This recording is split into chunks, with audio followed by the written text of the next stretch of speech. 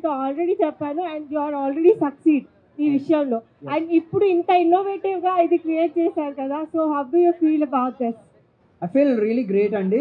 ఖచ్చితంగా యూనో ఇలాగా ఇన్నోవేటివ్గా ఇప్పుడు అంటే రిలీజ్ చేయడమే కాదు, రిలీజ్ని ప్రజలకు దగ్గర తీసుకెళ్ళడానికి we need to do something like this. That said I believe Gaami is something you need to watch. 2-3 సార్లు చూస్తే బాగుంటుందని కోరుకుంటాం, ప్రతి ఫిల్మ్ మేకర్కి ఉంటుంది. 2-3 సార్లు చూస్తే ఫిలిం ఇంకొంచెం డిఫరెంట్గా డెప్త్తో కనిపిస్తుంది.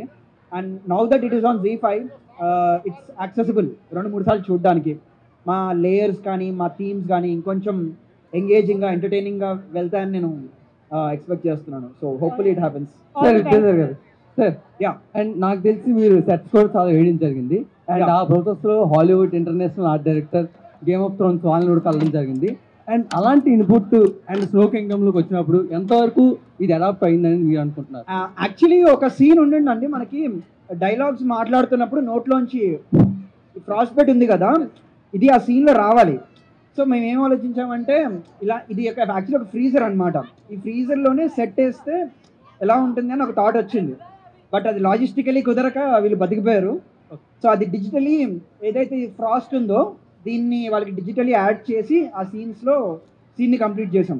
బట్ నిజంగానే ఇలాంటి ఒక కోల్డ్ స్టోరేజ్లో సెట్ కట్టి ఒక సీన్ చేయాలన్న ప్లాన్ ఉండింది, కుదరలేదు. But eventually I think it worked out.